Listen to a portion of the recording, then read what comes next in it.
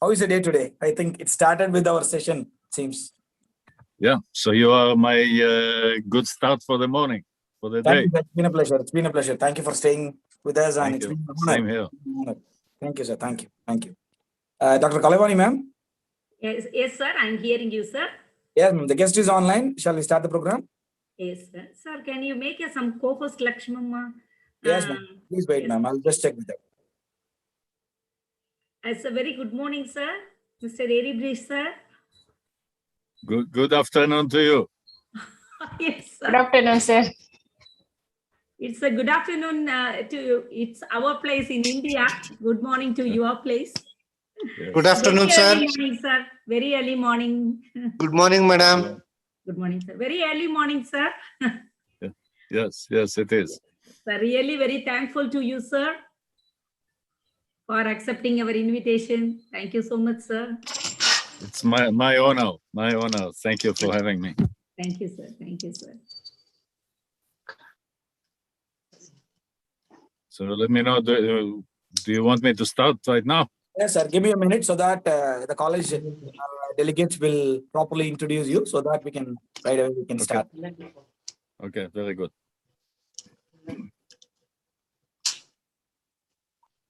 Sir, Lakshmamma, Sujata, Chidanand, and Salma madam, and me. Yes, ma'am, we are here.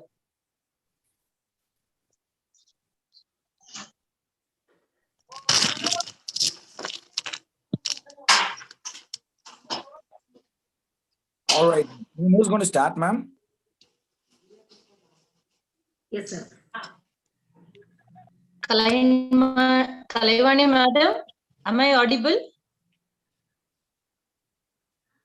Sir, 1 second. Madam, please wait. Please wait. Sir, have you made a co-host here? Shall we start the program, sir? Yeah, ma'am. Yeah, you can start. Yes. Thank you, sir. Yes, Thank please. you, sir. Thank you. Thank you, ARIE BRISH, sir.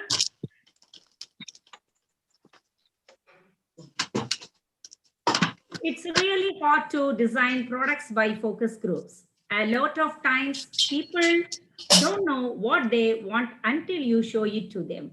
Steve Jobs.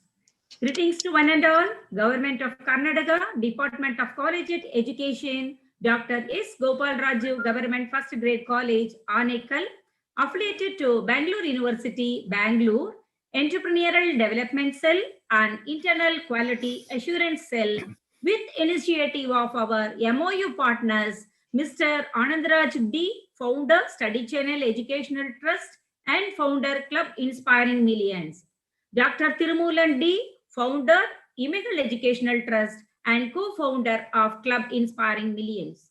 Mr. Sri Ramalu, founder, Sri Ondal Soft Media, and co-founder of Club Inspiring Millions, organizers 5 days entrepreneurial development program.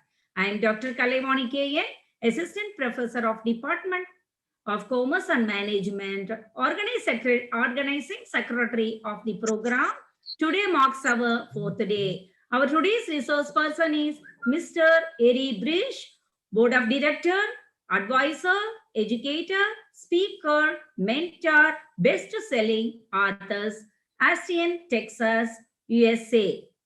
Mr. ARIE sir is going to share his views, ideas, and experience on the topic leadership blind spots. Leadership is about developing people and helping others to reach their full potential. It's about equipping others with the right tools and strategies, not only to maximize the success of an organization, but also the lives of individuals, by Peter Vogel. We have our organizing team, GFGC Anekal, Principal, Club Inspiring Millions, CDC, Alumni Association, teaching and non-teaching staff, students, welcome you all for today's session. Now, I hand over the session to Lakshmamma HR, Assistant Professor, Department of Commerce and Management, Master of Ceremony of today's program. Over to you, Dr. Lakshmamma, ma'am. Thank you, Dr. Kalevani, ma'am. Ma'am, I'm audible, ma'am? Start, ma'am. Ma'am, am I Yeah. audible, ma'am? Yes, You yes, can you are start, on. ma'am. Yes, ma'am. Okay, ma'am. Thank you, ma'am. Thank you, Dr. Kalevani, ma'am. The person who follows the crowd will usually go no further than the crowd. The person who walks alone is likely to find himself in places no one has even seen before. A very good afternoon to everyone. We Dr. S. Gopal Raju Government First Grade College, Anekal, Bangalore District, affiliated to Bangalore University, Bangalore, Entrepreneurship Development Cell and Internal Quality Assurance Cell in association with Club Inspiring Millions, jointly organizing 5 days international entrepreneurship development program.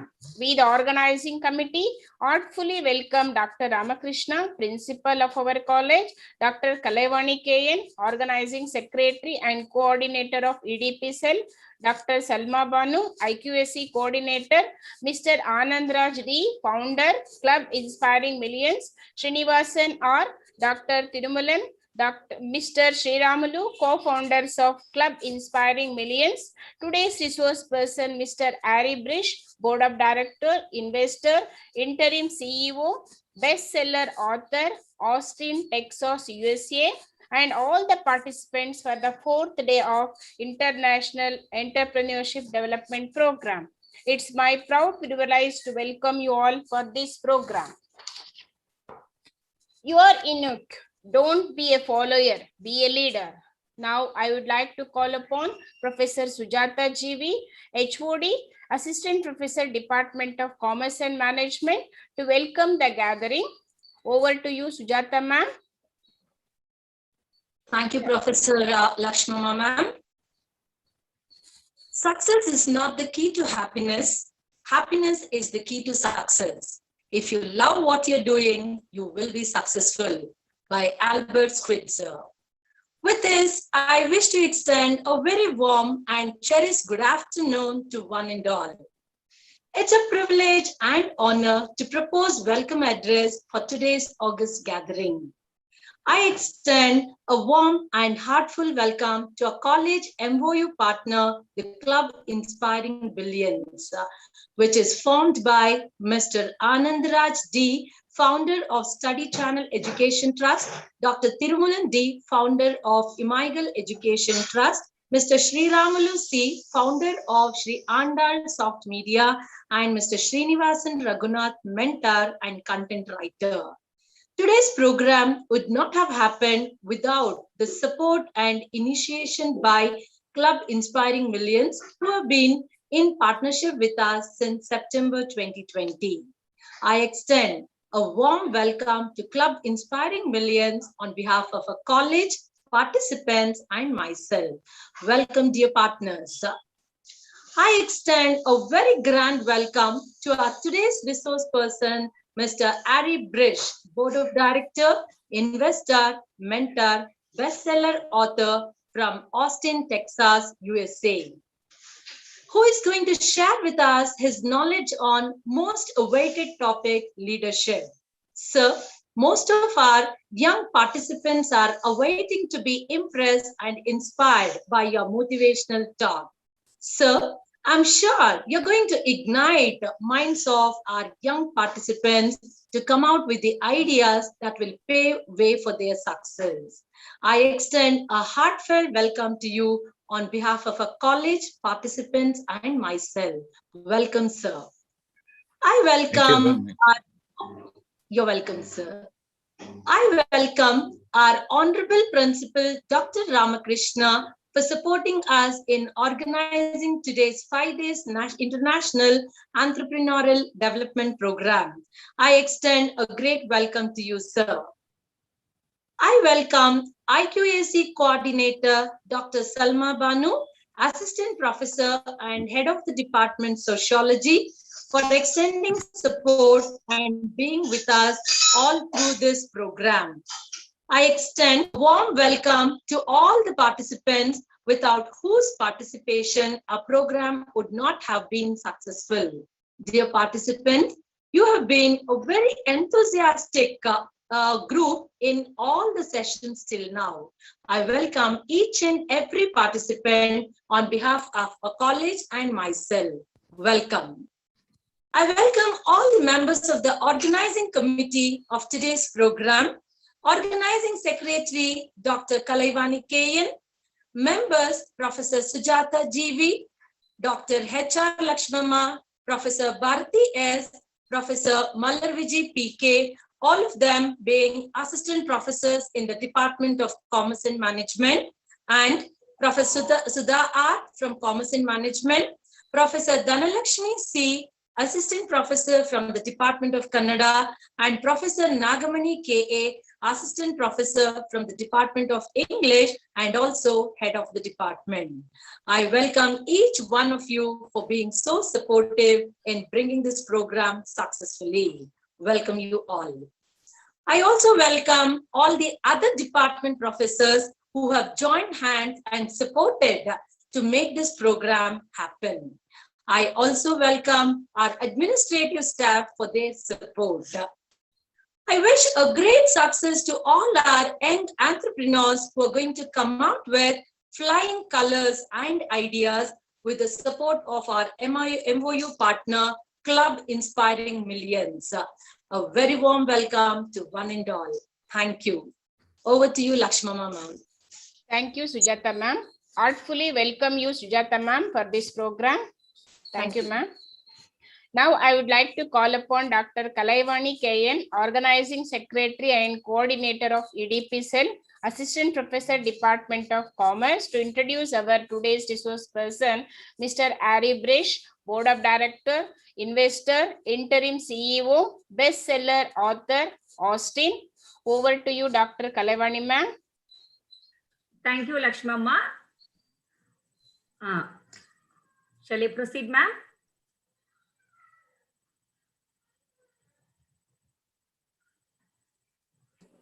Yes, madam.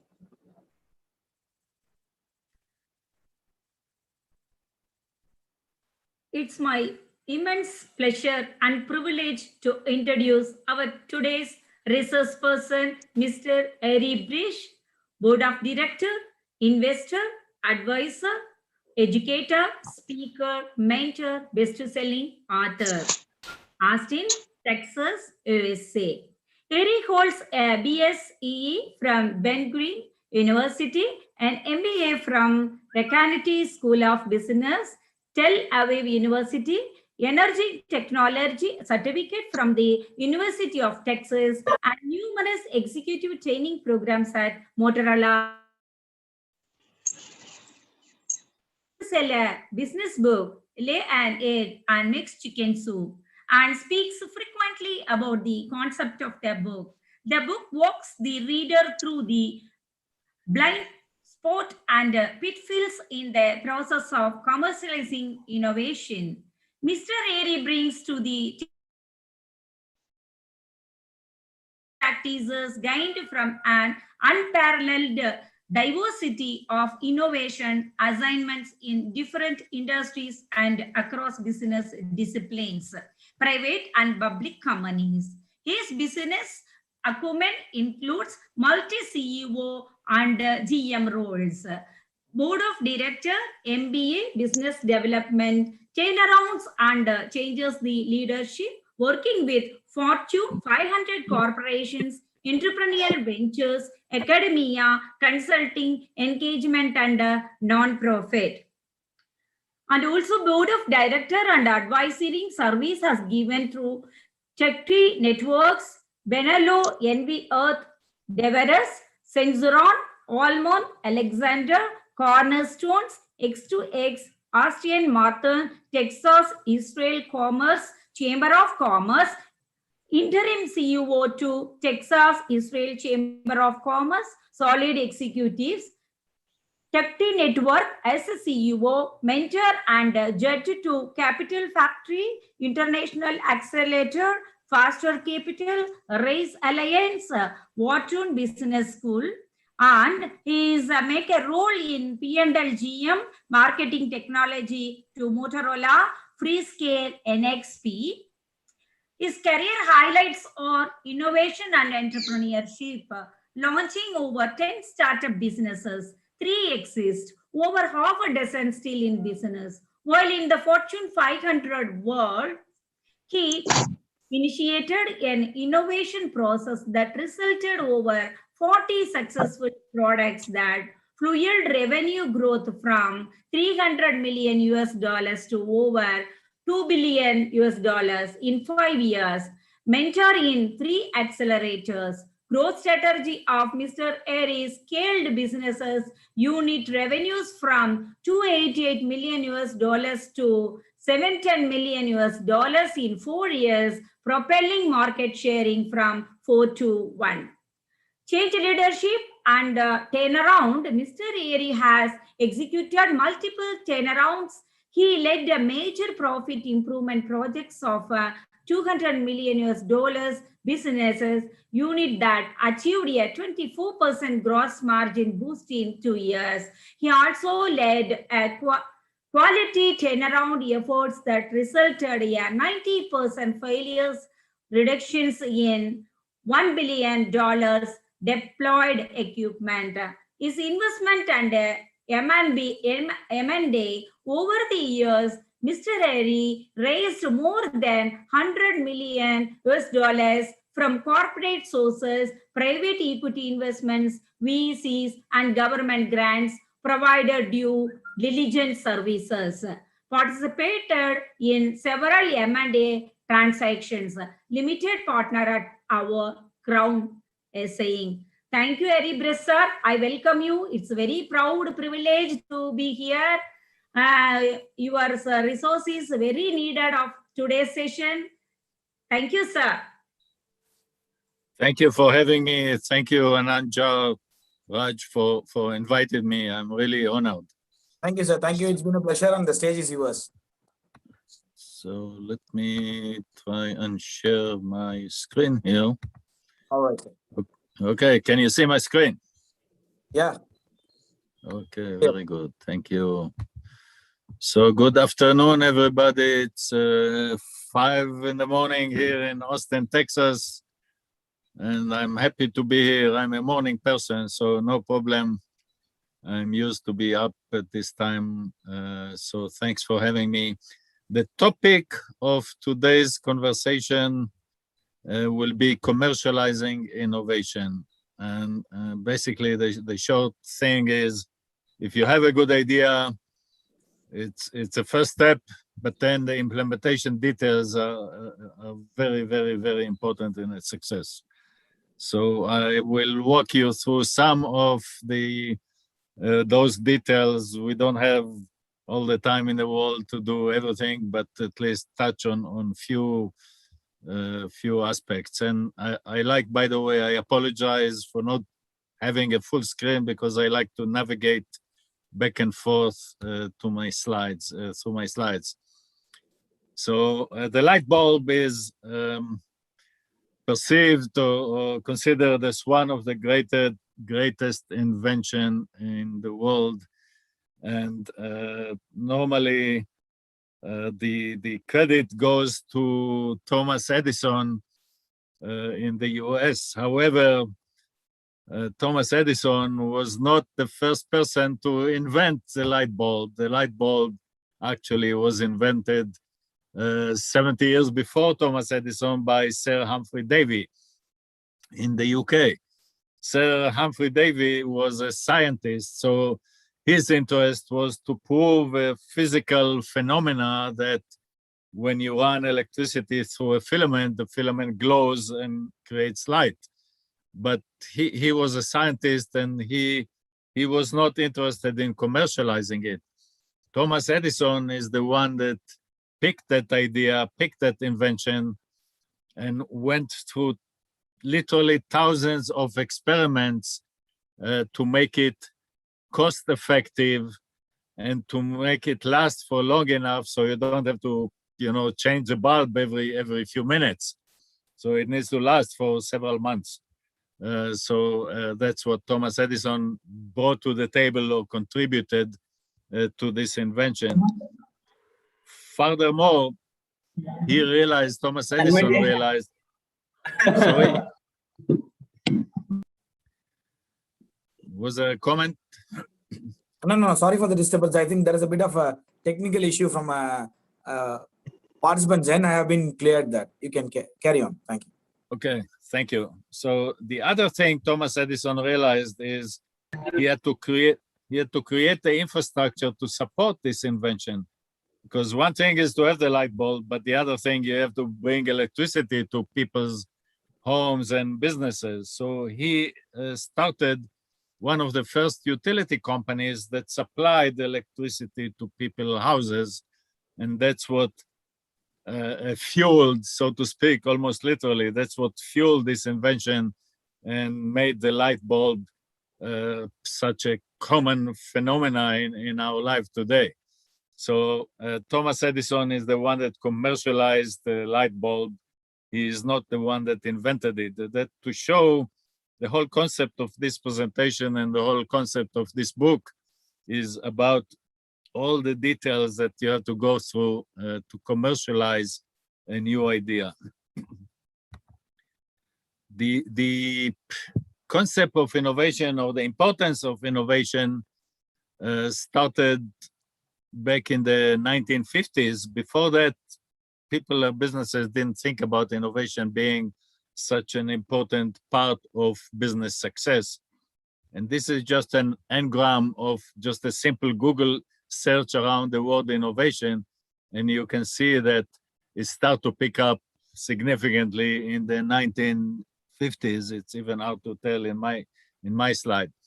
So innovation became an important part of business success only in the past 50 years.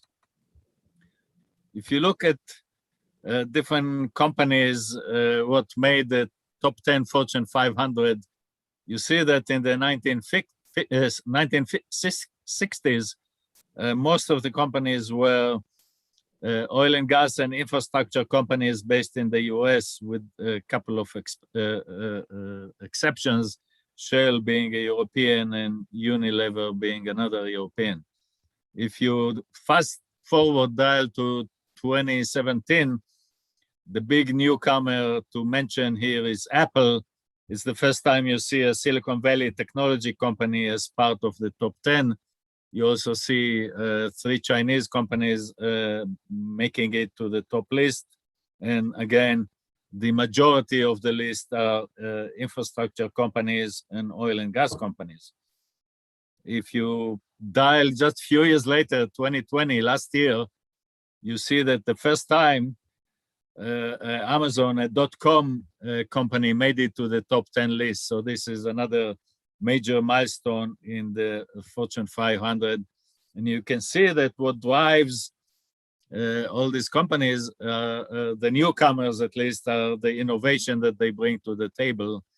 Other than that, it's again infrastructure and oil and gas, which usually makes the top list, especially in oil and gas. You bump up and down based on oil prices, so that's not something to pay attention too much, because the list will change up and down based on oil prices in the world. But the fact that Amazon made it to the top 10, I think it's a major milestone in the Fortune 500 list. This is a global list, by the way. Hopefully next time we talk, we'll see an Indian company here. This chart is kind of oversimplified, but what it says here, that a good idea with bad execution, so this is a good idea with bad execution, is going to fail. Obviously, bad idea with bad execution will fail as well. In order to succeed, you have to have a good idea and a good execution. Sometimes not so good idea or a medium idea with good execution will succeed as well. So the execution is an important part of the success in the business, and execution of the good idea. Let's see for a moment what makes a good idea. And there are multiple, there are at least three main attributes. The first thing is obviously the need. You need people to want this idea, to buy this idea, to make it a good idea. The other one is feasibility. You have to make it, you have to build it, right? So make it feasible to build it, whether it's a software or whether it's a new type of restaurant, it doesn't matter. It needs to be, you need to be able to make it. And the third very important element is the cost. You have to be able to make it in such a cost that people will buy it and you can still make some money out of this business. Because if it costs you $200 to make and people will pay only $5 for it, that's will not make a business success. You have to be able to build it in such a cost that people will agree to pay. And we will go back to this chart later with more details. Another important thing to remember is that people sometimes confuse the word innovation with new technology, and that's not normally the case, or not necessarily the case. You can succeed with a good idea in business model. For example, Uber is a business model, even though they rely on technology, but basically they did not invent the internet. They did not invent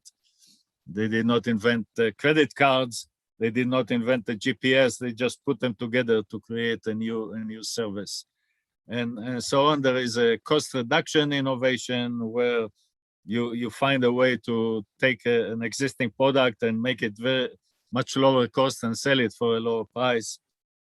Eco innovation or clean tech innovation. Here in India, Suzlon is a great success of wind energy provider. So, and once again, the technology, it's not about a new fancy technology. It's more about implementing and being able to build a wind turbine in a way that will make the electricity profitable, and so on and so forth. So the innovation doesn't have to be technology. Process innovation, once again, here in India, is the Ravid eye care service. They basically made eye care almost like a cookie cut process that you can have multiple clinics doing the same thing for a very affordable price. So all of these are innovations or examples of innovations where technology is not necessarily the case. Service innovation, you go to a hair salon, you wait in line, they give you a glass of wine when you wait. So that's another very simple innovation, but made it a successful idea. Where do these ideas coming from? There is multiple sources of ideas that the business takes from. Obviously, one source is the customer. These are the people that need the new service or need the new product that will make them happier. But many ideas come from other sources. For example, academia, as we saw in the light bulb. Some scientists develop something, but then the university or the academic institution is not interested, or it's not part of their charter to commercialize it. So you go to the university, you take this idea and you take it to the next step. Another example is government. Governments has, in many countries, has lots of technologies and lots of ideas being developed, but the government keep it in the government, I would say, ecosystem. But sometimes they will let you pick up a technology or an idea and take it to the commercial world. Sometimes you have to retarget it or take it to a different industry to be able to commercialize it. So these are different examples. We can just talk about this slide for another hour, so I will not take your time. Obviously, we talked about people in the organization, some ideas coming from employees. So you have to create, if you want to succeed, you have to create a system where employees have the process of coming forward and propose new ideas for new products or new service or new businesses. Here in India, Tata, as big as they are, they have a very good process of allowing their executives to talk to each other from the different divisions, whether people from Tata Automotive talking to people in some other Tata divisions, and they together come up with new ideas. And I talk about the Tata innovation process in my book. Ideas can be categorized in different ways. Obviously, if a person is hungry, you go to the grocery store, you buy a sandwich or you buy something to eat. That's very obvious. But the challenge in business, the big challenge, is what's called latent ideas or latent needs, where the customer doesn't know what the product that will serve that need can be. And one good example, going to the past, is Henry Ford. Henry Ford said once, if I had to ask people what they wanted, they would say faster horses. Because 100 years ago, people didn't have the concept of driving an automobile. They used animals for transportation. So people wouldn't come to Henry Ford and tell him, you must invent an automobile, because they didn't even have that concept in their head. So that's an example of latent need. The need is really, I need to go from point A to point B in the most convenient way in the shortest time. That's about it. But you can, today we know that you can fly there, you can take the train, you can take the bus, you can take a taxi, you can drive your own car.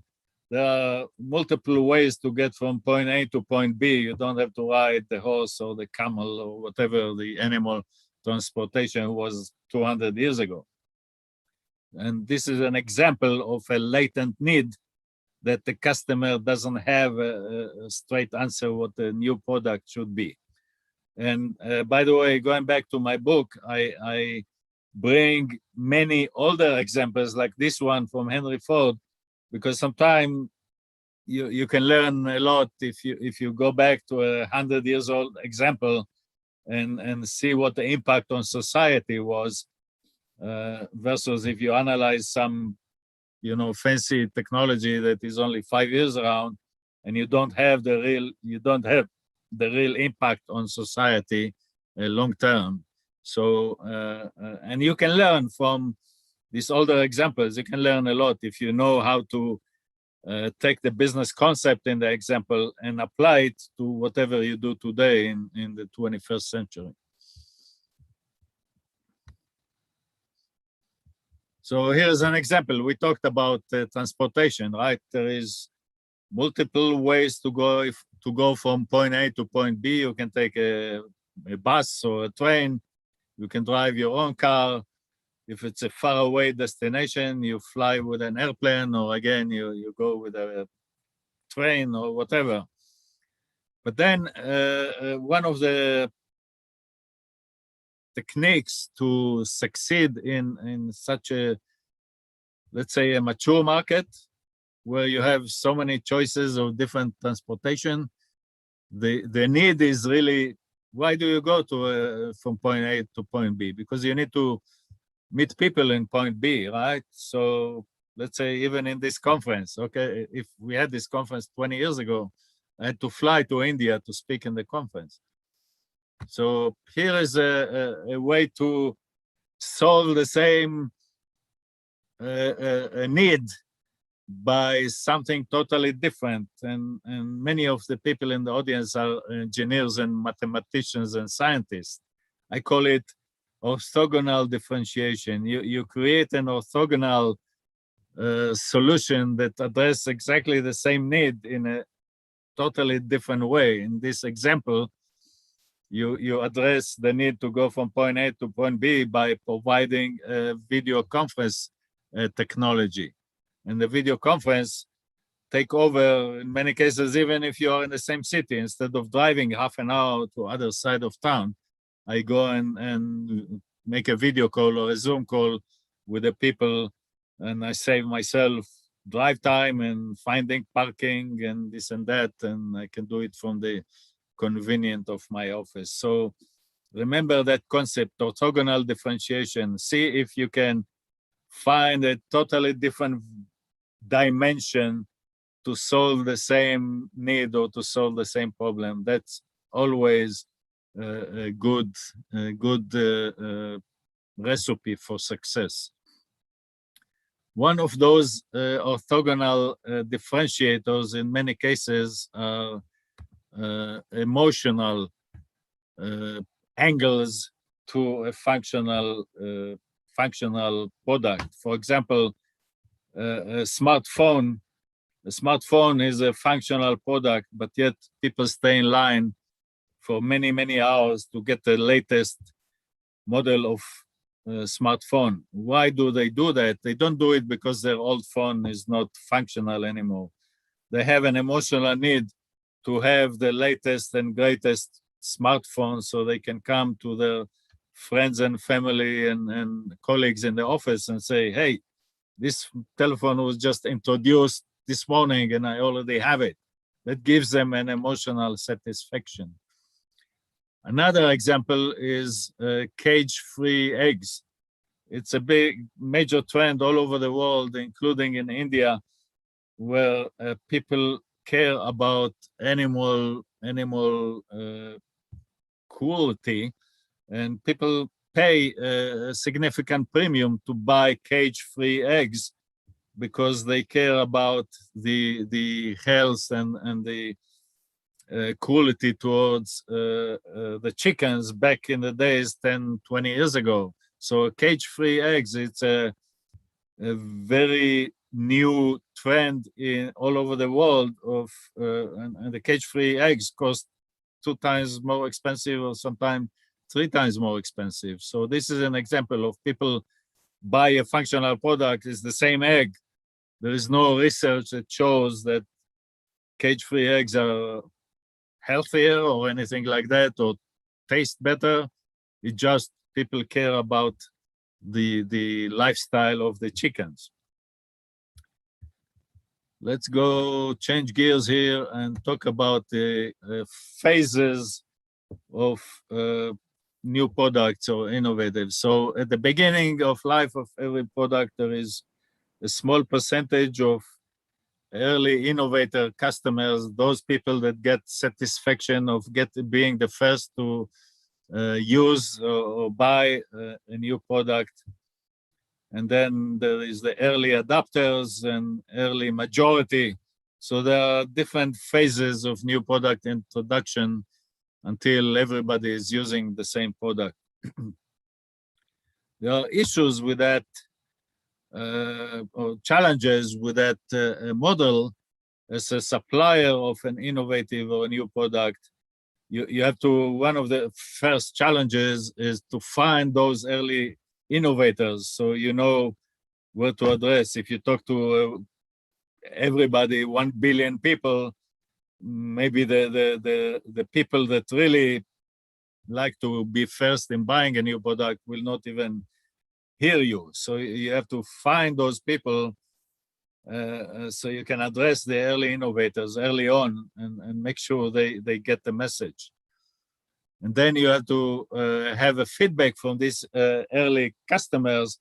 So sometimes you have to improve the product or change things and what have you. And then after you make those changes, you accelerate the adoption into the majority of the people. So this is a process that you have to go through as an innovator, find the early adopters, get them to buy the product, motivate them to give you feedback, correct whatever you need to correct in the product, and then you go to the masses. The problem is that there is a gap usually between the early adopters and the majority of people. This gap is called in business, the word is chasm, or sometimes people call it the valley of the death. Why the valley of the death? There is a time gap between the early adopters and the majority. And the time gap could be few months in some products, could be several years in very sophisticated utility energy. If you invent, we talked about Suzlon before, if you come up with a new type of wind turbine, maybe you get to sell 2 or 3 or 5 of them for the energy companies to test them, but then the testing will take 2 or 3 years before they come back and say, okay, I need now 50.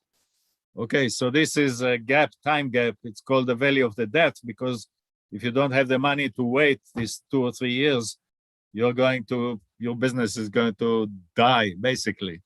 So you have to plan for this chasm or for this valley of the death, so you don't die. You'll still be alive, coming back when the majority of people will start to buy your new product. So this is very important part of introducing a new product. One of the ways to survive this, obviously one way is to get enough money for your new business, so you can survive this gap. But another technique, more challenging, is to find other applications for your product to fill or give you some income while you are waiting for the big adoption or the majority of adoption. Once again, we go back to an older example, the Wright brothers. When they invented the airplane, their vision, rightly so, was that initially governments will buy the airplanes for either delivery of long distance postal service or military applications. So this was their vision, but normally governments are moving very slow, and they started to negotiate with the US government, with the French government, to sell their airplanes to the government. But it took several years before the governments gave them the first purchase order. So they had to live, they had to survive, they had to put food on the table, so to speak. So their initial revenue generators were two things that were not in the major vision of their new invention. One was stunt air shows. They would have stunt shows. People will come, buy ticket, and watch the show. The other thing was flying school. People came to take flying lessons. So these two applications were their gap or revenue generators short term, while they were waiting for several years for the government to come back and buy the airplanes, and that was a long-term vision that they have for this new invention. So in many cases, you can try to be creative and find some short-term revenue generation for your new product or new idea while you are waiting for the majority to purchase that. Another short-term challenge is what's called the S-shaped product adoption. Sometimes it so often happens that the early adopters, the innovator customers, they rush into buying the new product, and it gives you some fake optimism that this trend will continue. But it's not, because the majority people will not buy the product so quickly. So you get a bump here of early innovators buying your products, but then the majority of people start buying it later. So you need to be careful not to get too excited when you see this thing happening, and not build the inventory for so many more people. Businesses tend to extrapolate and build too many products initially. You have to be very careful to be aware of this S-shaped pattern that happens very often with new products. Another challenge during the introduction phase is learning curve. And this is something, frankly, the learning curve was introduced as a theory back in the 1900s, but still companies have hard time to plan for it. And the learning curve is very simple. It says, okay, the first time you do or build products, whether you are a new restaurant or a new gadget or a new game on the computer, it costs you much more than what people will pay. It may cost you $100 but people will pay you only $5. So you have to plan for this gap. Many businesses, new businesses, have a hard time to plan for this gap. It's kind of similar to the chasm we talked about before in a previous slide, but it's more about how much people will buy or will pay for new product. So you have to plan for it financially, knowing that people will pay me only $5, but it costs me $100 to build. So there is a gap of losing $95 initially in the first few months or whatever. So there are different techniques to address that.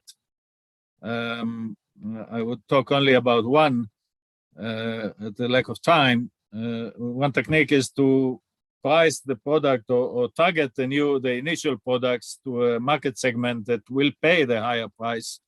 For example, commercial flying back in the 1950s, only wealthy people could afford to fly, to buy a ticket to fly. So commercial flying in the 1950s was mostly first class.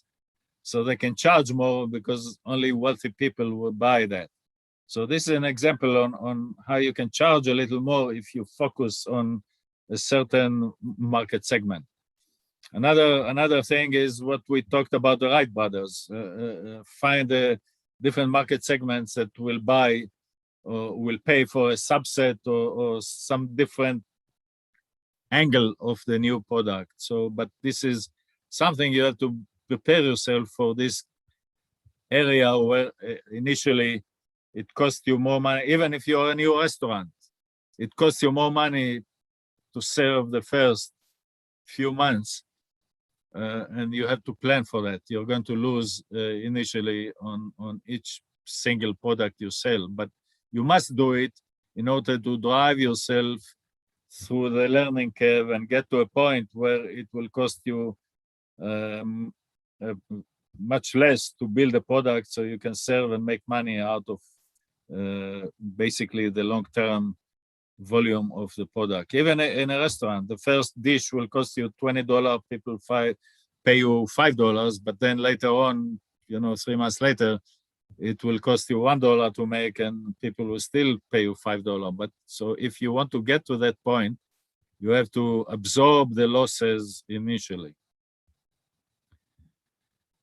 Okay, another important aspect is the value of ecosystem. Part of your business development is to get support from different elements of the ecosystem, whether it's universities, industry influentials, unions, landlords, banks, investors, and so on and so forth. So there is more than just customers. Customers are important, but if you get the entire ecosystem to support you, and the more element you get in the ecosystem, it's kind of creating a tailwind. So the introduction of the new product will be smoother and easier. If you just focus only on a customers, it's going to be an uphill battle, makes it much more difficult. So recruit the ecosystem support. It's a very important part of the new product introduction. Another thing you need to remember is salespeople in a new product introduction, they have a different role in the process.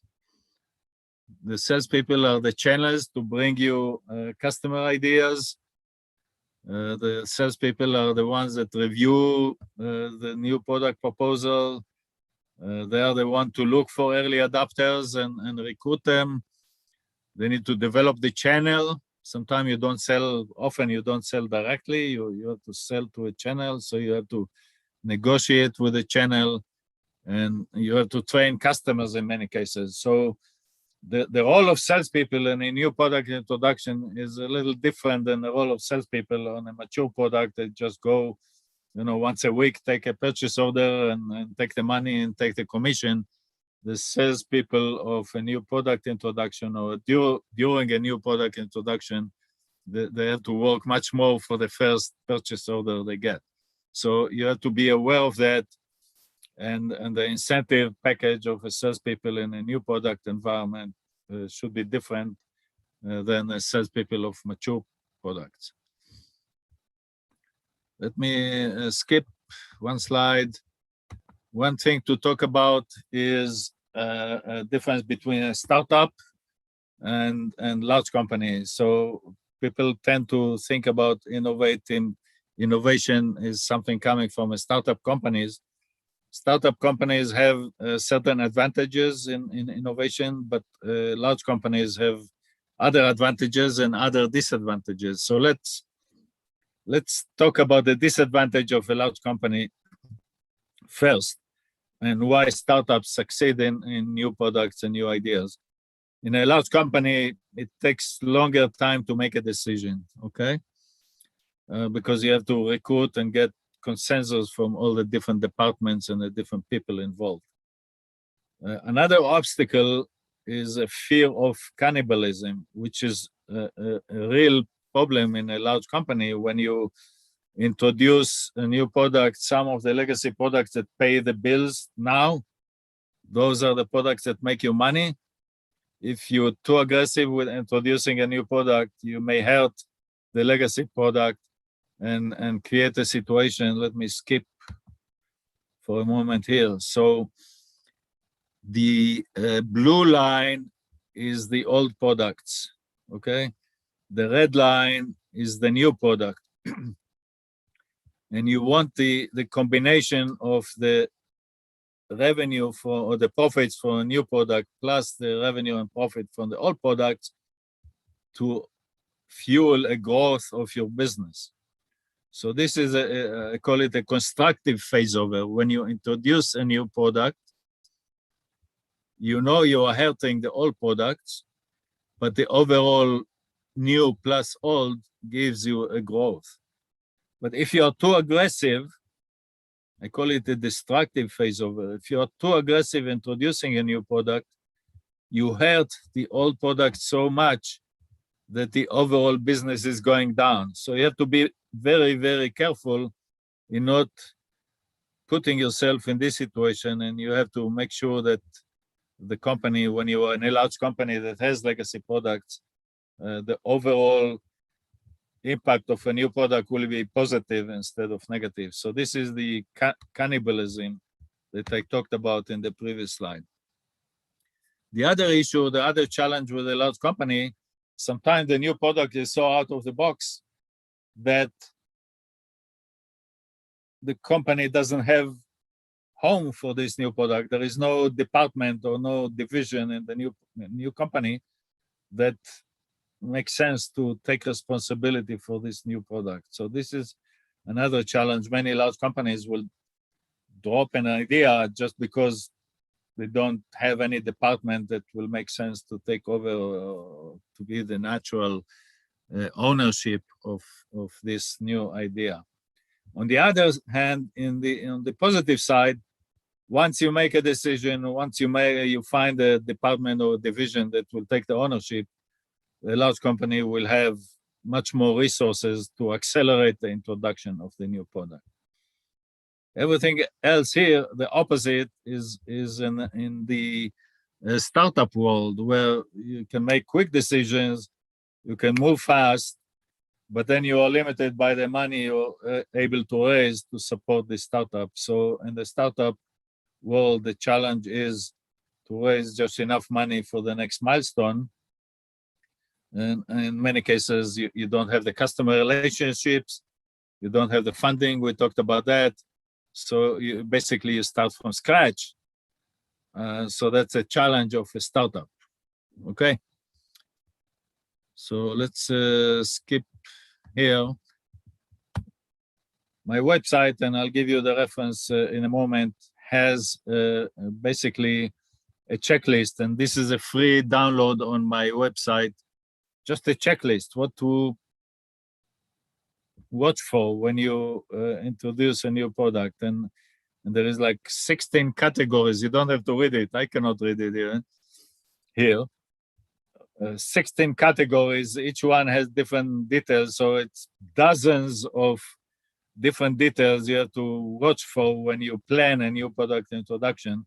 So this is just a helpful checklist, a free download from my website, where you go and, just look at X, look at Y, look at Z, and make sure you address all these different challenges.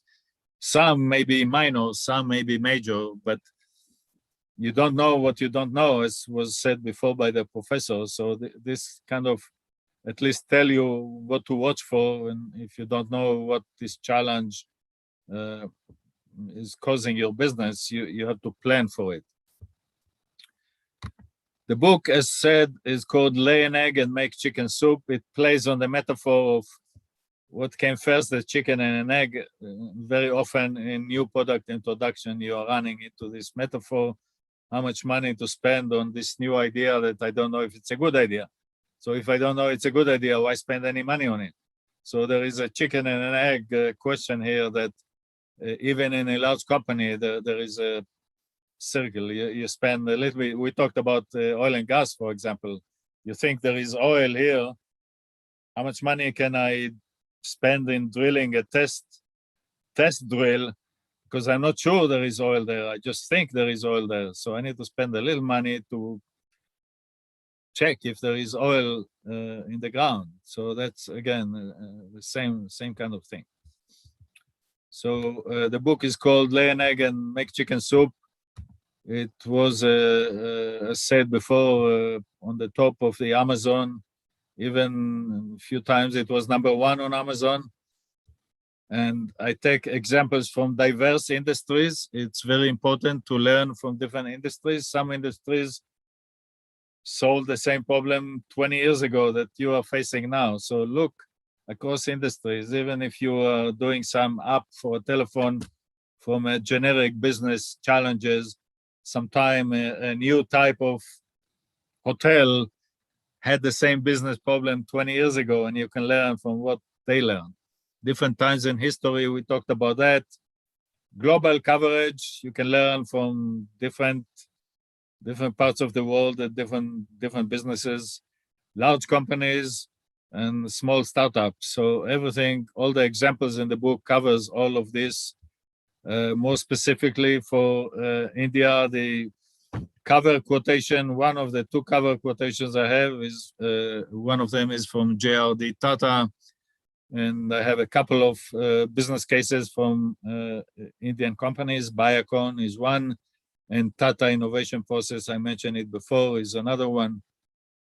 So India is one of the global examples I cover in the book. For the purpose of this conference, I reduced the price of the ebook to 236 rupees. The normal price is almost 1,000. So, and I'll keep it there until July 5th. So if anybody in the room wants to get the book for a very cheap price until July 5, you have the opportunity to do that. Then it goes back to the 983 price. We talked about the free download. So my website is cxo360.net. And you can free download there the checklist we talked before, and many other papers and presentations I made in the past. So thank you very much for having me. I was honored to do that. Any questions? Thank you, sir. It's been a pleasure. There was a wonderful, informative session. And since you got a lot of experience in certain areas, I have a personal question for you. What is your opinion? What do you think about leadership? That's a very good question. Thank you, Anand. So it's a different question when you ask that for an ongoing business versus an innovation business. So in innovating business, the leadership, when you talk about your own leadership of your own people in your own business, in many cases, innovative businesses, the people that gravitate to work in an innovative company in many cases are different characters, and you have to be sensitive to the fact that the innovative people have other issues you have to address when you manage them. Also, leadership, everything that goes into business has to do with people. That's another thing that my book focuses on. Everything is about the people. The customers are people. Your suppliers are people. Your employees are people. The government agencies you have to deal with are people. So you have to have the charisma and the leadership to be able to recruit all these people support, including, for example, going to the government. If you have to deal with a government agency, if you don't have the charisma, you will never succeed to get the permits or the permissions or the regulations to do that. The same thing with your own people. I've seen many startups fail because of people in the startup, the founders or the partners in the startup don't get along with each other. So that's very important topic in a startup world, where in an established company, it's also important, but not as critical, because in a startup, if the two partners don't get along, the startup will fail. In a large company, you have 10,000 employees. If two people don't get along, you can still move on. So thank you for this question. Thank you. And while talking about startups, we made an initiative called as Challenge 365. For the next year, we are planning to make 365 startups, which is from India, making to reach outside India. What we're planning is like reaching in a global platform. In US and in Canada, in US and in Australia, there are a lot of shows, investment shows. Probably you would have heard about Dragon's Den, Shark Tanks, whereas people will be pitching, in the investors' bay about their ideas. In exchange, they will go for their, equities, shares of the company. So I just want you to mentor the 365 initiatives, whereas we are talking with here in Indian government, in Tamil Nadu government, and in Karnataka government. We have good connections with schools and colleges, whereas we pick in a lot of young budding entrepreneurs who's having a lot of unique and reachable ideas. So we make that as a club, and we connect them as an initiative called as Challenge 365. So I want you to mentor this particular program. I'll send you all the details after this program. Since we got one more day, tomorrow we got our one more guest. Probably you know her. She's from UK, Mrs. Carolyn Williams. Probably you have some good connections with her, and she is running a show called the Carolyn Williams Show. Similarly, we are planning here in India. Not similarly, like I'm talking about the bigger investment kind of panels. We got good connections here. I got a lot of small scale investors. I'm planning to go for a big scale investments. I'll definitely pitch in all these details, and I'll send you the details to you across through WhatsApp and in Telegram. So we'll just keep in touch, and I want all this startups to be mentored personally by you. That will be great, because you have a vast knowledge in a lot of areas, as your profile says all. So that's what I personally asking you as a favor to work for this particular project. Definitely I'll just get back to you after 2 days of this program. We got a lot of proposals getting into our table. I'm really thankful for the management of Karnataka for this wonderful initiative. I'm really thankful for Dr. Kalevani, Ramakrishna Principal, Chitananda from Karnataka, and Malarvidi ma'am, and Salma, Dr. Lakshma, all this entire people. It's a teamwork. Similarly, that is it's happening in Bangalore. Probably you would have known about the place in India. It's a different state. I'm from Tamil Nadu, and it's in Karnataka. Whereas we collaborate, all these initiatives and hard work for the past 3-4 days has been done by their college management. I'm really thankful for them, and I really appreciate. And I also want to make a quick note that we have good connections within the management peoples, and I'm really thankful for Srinivasan sir, Sriramulu, Dr. Tirumulan, and all this team effort. I'll just keep in touch with you regarding the startups and challenging initiatives. Thank you for your time. It's my honor to help. Yes. Thank you. And is there any questions from the audience side? You can post it so we can call it a day. Thank you, sir, for sharing your knowledge with us. We are very lucky to have you for this program. You shared a lot of information related to innovation and technology in different fields. Thank you very much, sir. Now, Thank you for having me. Thank you, sir. Lakshma Now, I would like to call upon Professor Chidananda S.M. Yes, ma'am. Sorry for the introduction. The Yes, ma'am. question session is there for the audience. Okay, ma'am. Is there any participants? I'll just check in our YouTube streaming and I'll just let you know.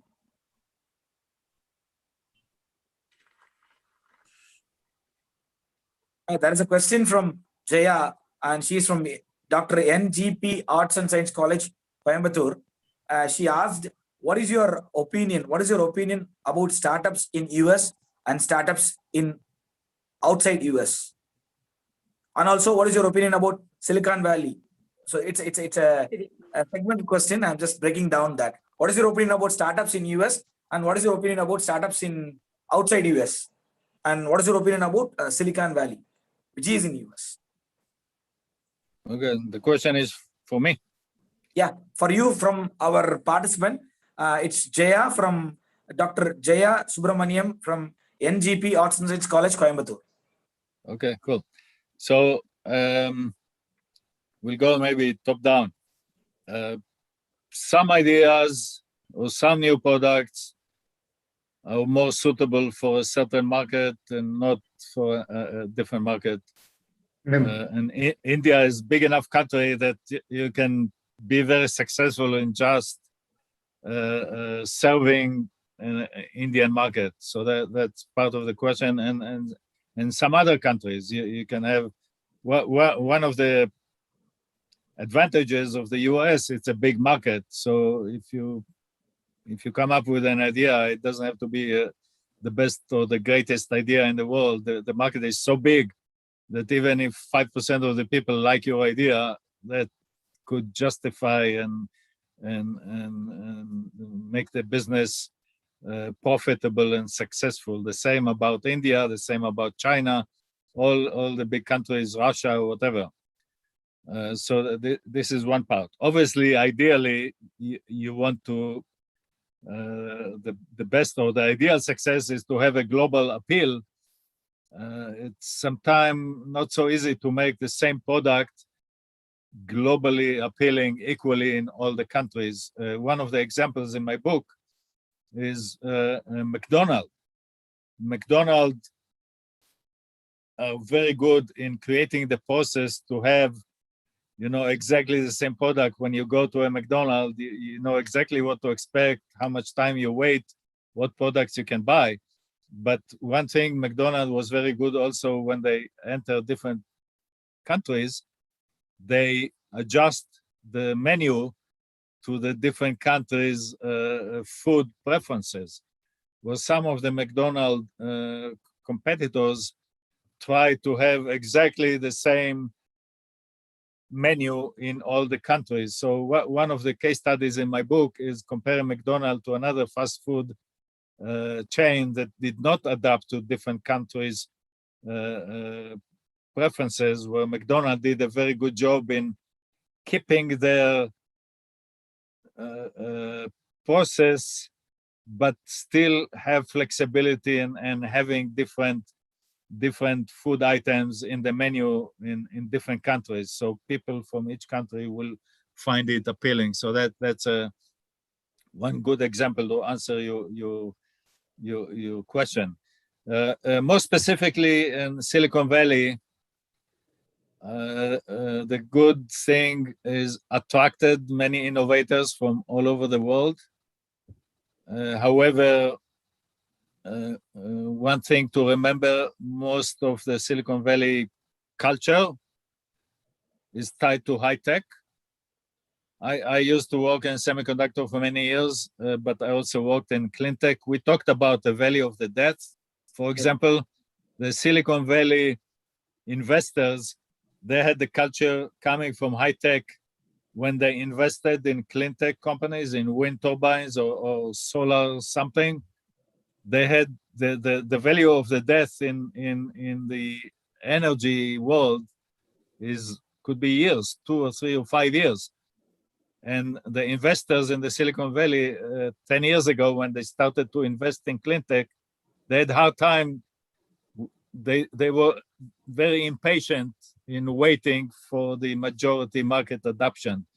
I think now, today in 2021, the investors that invest in non-technology markets are now educated and experienced enough to know which, how much they need to wait from early prototypes to the majority adoption. 10 years ago, only 10 years ago, they did not have that patience. So that was a major obstacle in many clean tech innovations died because they did not have the money to cross that valley of the death that we talk about. Thank you, sir. It's been a pleasure, a wonderful explanation from your end. Dr. Kalevani ma'am, is there any questions from the participants? Yes, sir. From Ajay Kumar's part, he raised his hands, so we can give a chance. Thank you, ma'am. Sir, good evening, sir. Myself, Ajay Kumar from Hyderabad. Sir, I basically have 2 questions for you. First query is related to startups. So, as we see that many startups are starting up, and most of them are very small startups. And in spite of they are going for the new technological lines, and even though they are making it, but some period of time they are collapsing. They are not able to stand in the market. So what could be the reason for that? That is the first question. And in your session, you were referring to some governmental agencies should correlate, and that will fetch the student's perspective point of view, right? So if that is the case, my query is that, so how about the rural and the remote areas? Because if it is cities and towns, no doubt we have very good connectivity. The centralized offices will be there where we can go and connect with them, and we can take up some innovative programs. My question is that if it is the rural and the remote agencies, how they can reach out, sir? So these are the 2 queries which I want to put to you, sir. Please throw some light on this.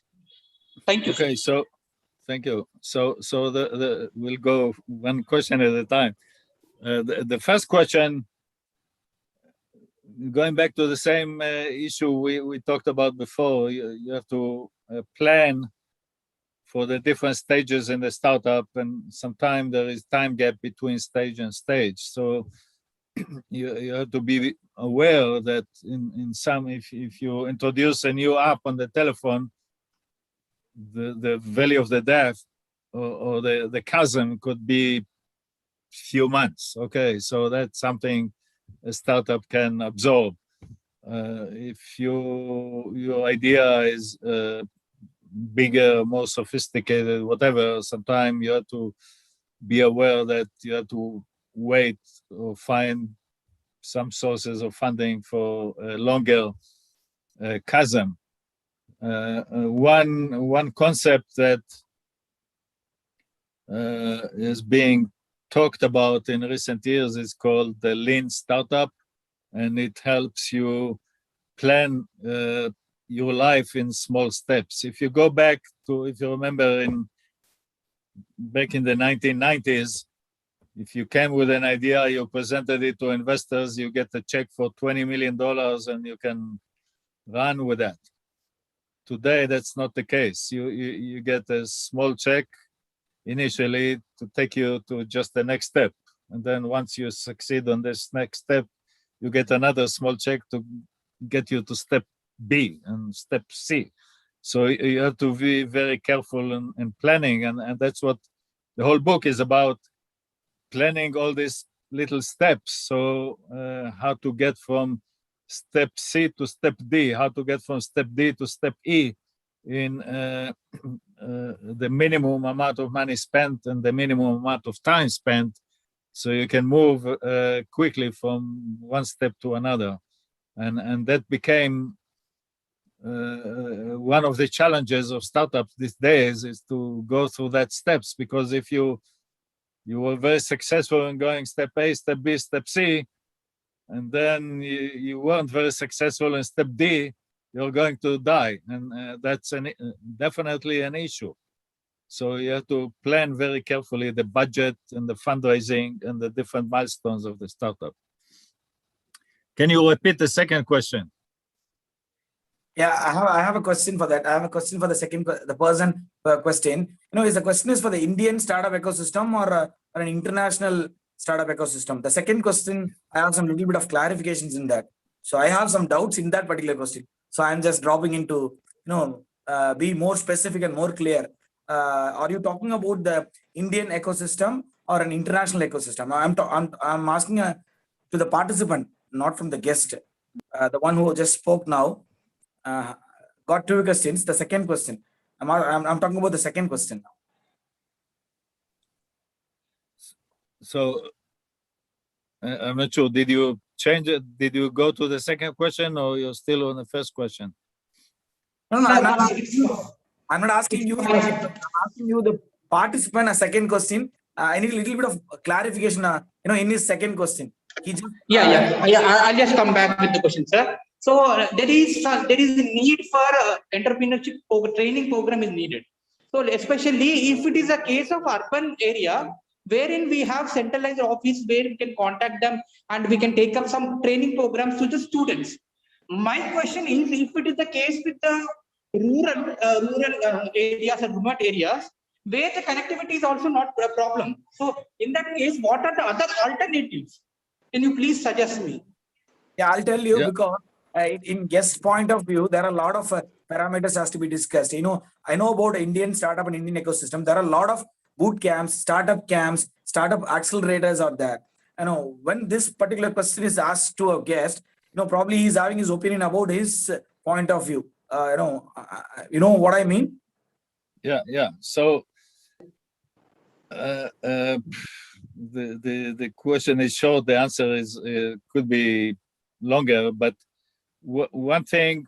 So one part of the answer is India is so big that you can have a very successful startup, stay in India, serve Indian customers.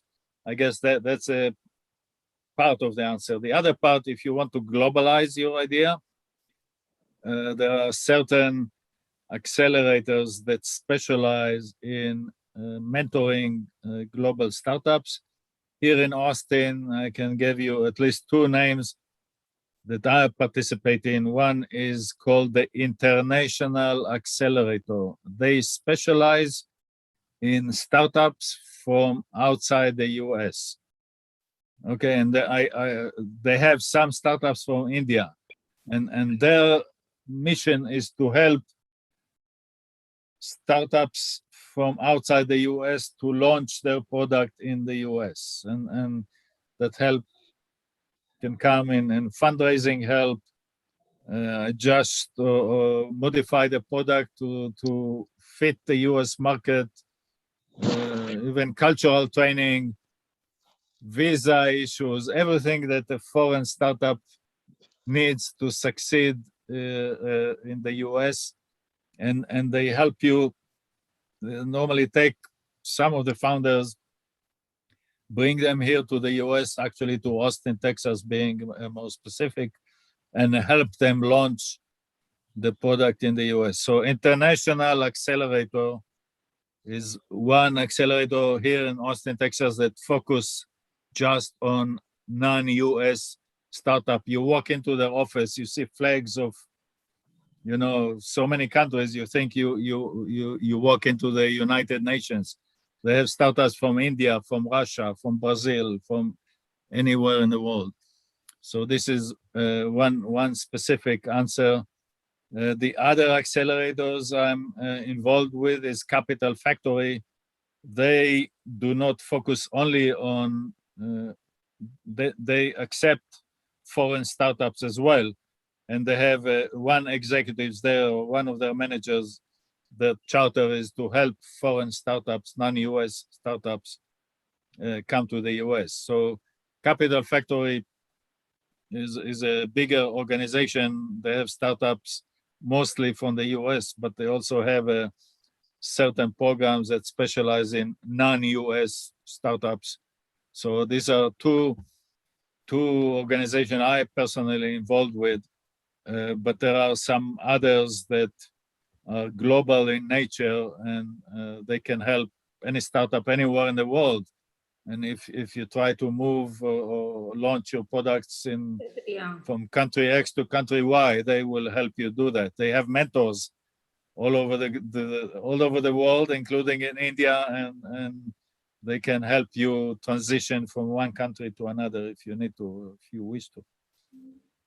Excuse me. Yeah. Can I pose a question? Did Hello? I answer the second question before? Well, it was two questions kind of related to each other. It's fine, sir. Thank you. Excuse me. Yes, sir. Yes, sir. Sir, Yes, sir. You can proceed. okay. Good Yes. evening, sir. This is Professor Ramani from Coimbatore. My question is, each country would be concentrating or specializing on certain business. In your opinion, which ones will be the best suited for the new startups for India? Yeah. So the two parts for this. One is the feasibility. I showed the three circles, right? One of them was feasibility, and feasibility, if you break it down to the details, part of it is the knowledge or ability or specialty of each country in certain type of businesses or certain technologies. When I worked in a multinational company, we had R&D centers all over the world, including India, and each one was a center of excellence for different types of technologies. So when you talk about technology products, India is perceived or famous in providing technology that goes into different products. So there is a slogan in the industry called India Inside. You buy a product and you don't know, people don't know that certain part of this software was developed in India.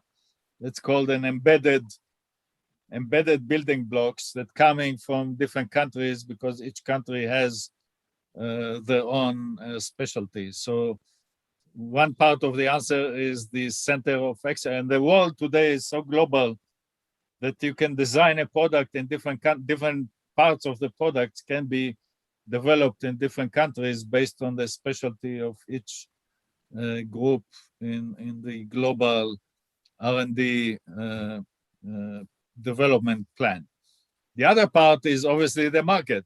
Okay, we're going to back to the food industry. If you develop a certain dish that is more appealing to country X and less appealing to country Y, if country X is big enough, you can be, very successful in just serving your country or even your local county, so to speak. So there are certain type of products that you can be very successful with just locally. You don't have to go global on everything you make. Okay. Thank you, sir. Sir, I have a question from my part. Go ahead. Thank you, sir. Sir, Amazon made a tough time to Best Buy. What type of market strategy they followed, sir? Can you repeat the question or rephrase it a little? Yes, sir. Sir, Amazon made tough time to Best Buy, sir. What type of market strategy they followed? Best Buy. Yeah, it's a once again, it's a big question, very difficult to answer in a specific, but when you drill down on every business question, you find your solutions, 3 or 4 or 5 layers down here.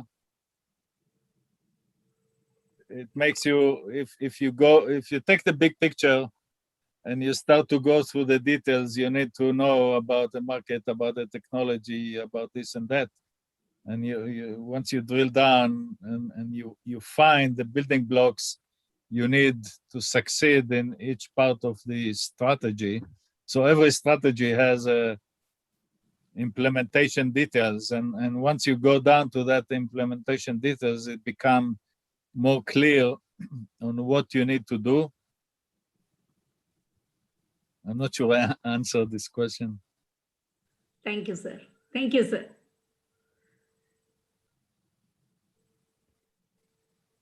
Okay, anything else? Yeah, ma'am. Coming back to the Ramani's second question, he's if I'm not wrong, he's asking about how to reach the rural people's ideas beyond boundaries. My point of view is anybody can connect anyone. If I can connect you and I can connect Mr. ARIE BRISH from US, Texas, and I can connect from everyone. Say the market is open, we can connect everyone. So similarly, we can network big and we can grow. That's as simple as it is. No, that is my point of view on his second question. No, is there any other question, ma'am? Right. So you're right about that. The world became so connected in the past 10, 20 years that, like, I'm involved in a startup that we have 4 or 5 different countries involved, and it's a small startup basically. We have one or two people in different countries. So in today's Zoom world, we talked about the ability to do a video conferencing like this one. It doesn't matter where you are. I mean, the time difference may be a little challenging, but other than that, you can talk and have the same team. The startup I'm talking about, I never met the people other than in a Zoom conference, and we have people from all over the world. And today it's very easy to do. 20 years ago, it was almost impossible. Today it's very easy to do. Yeah, that's what we are planning to reach those rural areas and rural, organizations. We motivate them, we bring in their ideas, to the limelight. That's what we are working about. That's what is all about the challenge 365 is. We are planning to work with government as well. I'll be sending you some letter of proposals. I want you to run through and make your comments in that particular proposals. So whereas we here in India reach to the delegates, to the government officials. So that will be easy for us to have some good communications through government. So that will be great, for a lot of startups to come up from various part of India. Yeah, so government, that's a good point. And I touched on it a little bit in the ecosystem slide, if you remember. In many cases, you need the government to kind of jumpstart the process because the government has a long-term vision of trying to make something happen. When you are a small startup, you can look only in the next 3 to 6 months because you have to put food on the table, so to speak. But the government looks out 10, 20, 50 years. And if they want to develop a certain vision for the country, in many cases, they'll put the money to make it happen and help accelerate the process. So it's very good that you can get the government involved, and hopefully they can support your vision in a way that will make it happen. Sir, I'll definitely work that, and give me a week time. The program is being just getting over by tomorrow, and after that I'll be working on this government papers, and I'll be submitting through mail and through WhatsApp to you. So I want you to run through and make the difficult things out. It'll be easy from our end to work at a stretch. Sure. One book of reference I can recommend is called The Startup Nation.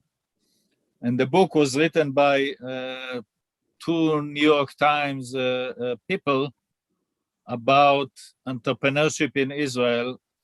And they identified different attributes that help Israeli startups succeed.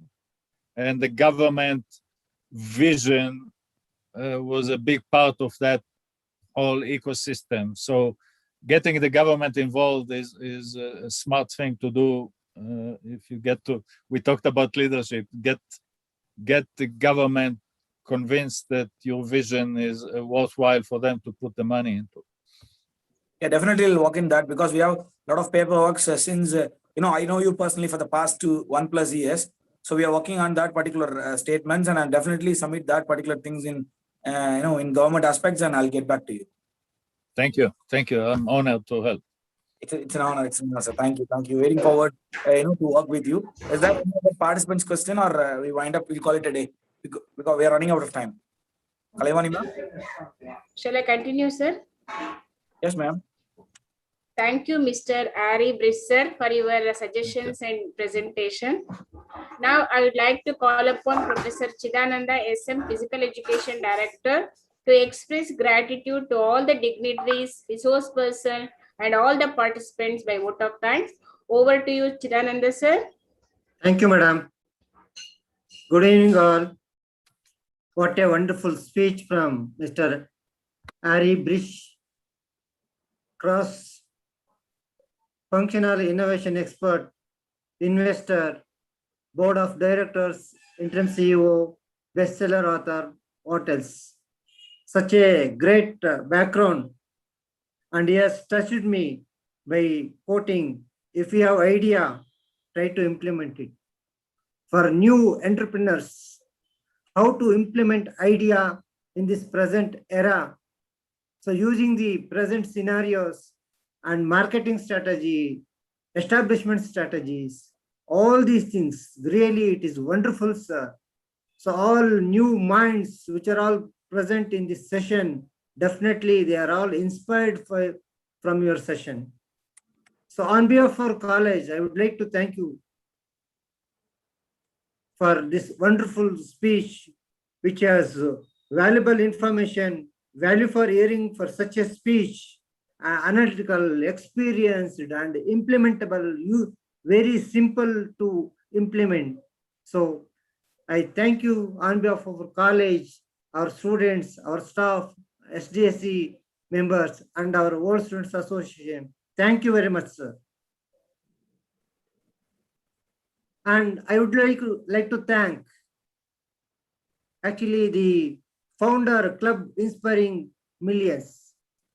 Really, you are inspiring the young minds, and we all want to become entrepreneurs. So for your contribution in this program, it is very remarkable, sir. I would like to thank Mr. Anandraj D for giving the service to our all listeners and participants.